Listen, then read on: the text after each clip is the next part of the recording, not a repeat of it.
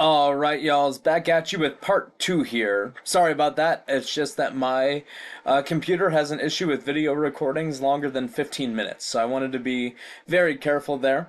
This second one should not be as long as the first. So the third major theme that we see in romantic Russian literature, 1800s, is romanticism and romantic ideals.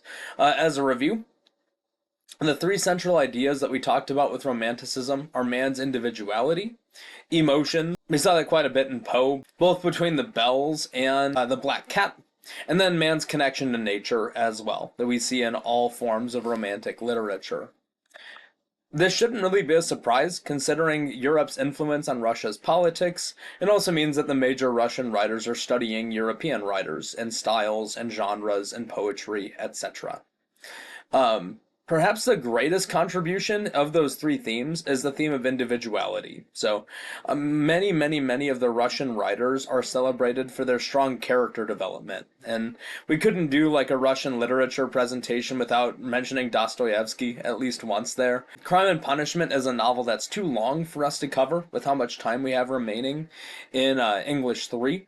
But Dostoevsky especially is recognized as being the author who kind of best captures what makes people tick. And he does such a good job of jumping into man's individual perspective and developing very unique, very individual characters. Speaking of major authors, and moving forward from Dostoevsky as well, there are three that we will study in class. So the first one we'll look at is Alexander Pushkin. Of the three major ones we'll look at here, Pushkin was born the earliest and also died the earliest as well. Pushkin's the most decorated poet, and really one of the most decorated writers in all of Russian history. Formally trained in European languages and culture, as we'll see with many of the writers of this time, they almost all come from wealth and education. But Pushkin makes the interesting choice to represent Russian language and folklore in his works. So this is apparently one of his poems. I cannot read Cyrillic, so I do not know which poem this is, but you get an idea of the language that he's writing in.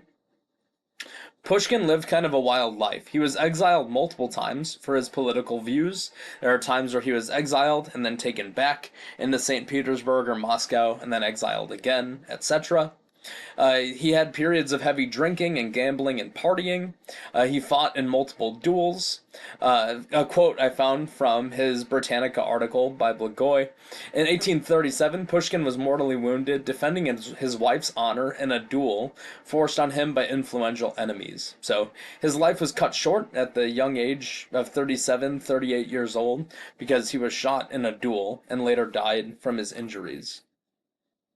Like we've seen already with Wordsworth and Poe and other romantic poets, his work is really rich in imagery, figurative language, and tone. So it very much feels like romanticism when we read his poetry, and we'll get a taste of that this week. He is the earliest of the major Russian writers, so he is a direct inspiration for our other major writers. Tolstoy, who we'll also look at this week, and then Turgenev, which is the following weeks for us.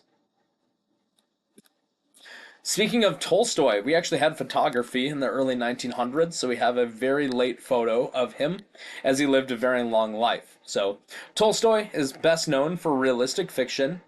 He's especially well known for War and Peace. You may have heard of it. It's a 2,000-page novel. And then Anna Karenina is his other most famous novel.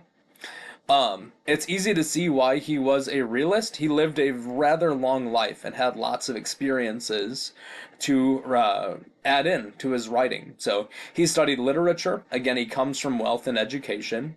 He did fail out of university, and then he fought in the army during the Crimean War. So he saw the battlefield, saw the bloodiness of conflict. Had a pretty happy family life, raised actually 13 children, 3 of them died in infancy, but he raised 10 children with his wife. However, late in his life, most of his family disowned him for changing his own religious beliefs. He kind of breaks from Christianity. The Orthodox Church excommunicated him in 1901, and he kind of formed his own spirituality at that point. His new beliefs are actually really similar to what you guys have studied in English 2 with transcendentalism, so kind of similar to the beliefs of Emerson and Thoreau. He rejected Judeo-Christian traditions. He kind of turned on Jesus, starting to make the argument that Jesus was just a good moral teacher and not a messiah. He centered a lot of his spirituality around humanism and nonviolent resistance, kind of similar to, again, the Transcendentalists in America.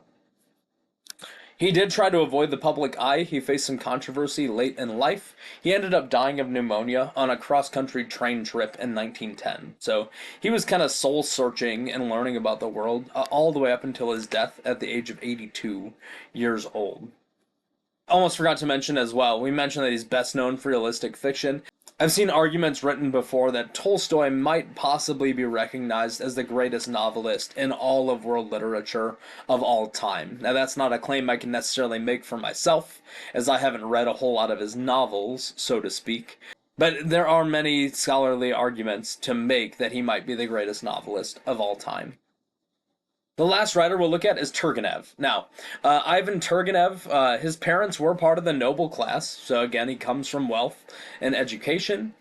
He did grow up in the countryside, though. They owned a large country estate called, I believe that's pronounced Spasskoye Lutovinovo. He received schooling in Moscow, so he was sent off as a kid to Moscow. He was sent off to St. Petersburg. Eventually, he would attend university in Germany, in Berlin. So, again, it's a very Europeanified century of Russian history. You also have writers who are traveling to Europe and traveling back as well. Turgenev's works provide a blend of his liberal education and his rural upbringing, so we kind of see both worlds in his writing. His best-known work is Fathers and Sons. That's the novel that we'll be reading. I should say short novel. It's about 170 pages. Captures those intersections between old and new, tradition and change, rich and poor, country living and city living, etc. So he was well-traveled and well-educated, and he shows that in his writing. During his life, Russian audiences really didn't like his ideas very much. They especially didn't appreciate the theme of fathers and sons. So what is now his masterpiece was panned by critics in the 1860s when he wrote it. And so he just spent most of his last decade and a half just kind of traveling and writing in Europe. He had friends in Paris, so he lived quite a bit in France, traveled around Germany again. He kind of avoided Russian life from time to time, as he didn't find a lot of commercial success for his writing. Today, though, his writing is recognized in world literature for masterfully capturing those important social conflicts. So, at the time, people didn't really like what he had to say about social change, but nowadays we would recognize that he was pretty spot on in capturing what was going on in Russia at the time. He chronicles that well in his writing. Once again, works consulted right here. This was a product of lots of research on my end, as I get to learn Russian Lit alongside of you, as I get to teach it for the first time. In any case, feel free to pop back through this PowerPoint or this video as you take your quiz. This will set us up to study Pushkin and Tolstoy this week, and then Turgenev moving forward. Until then, peace.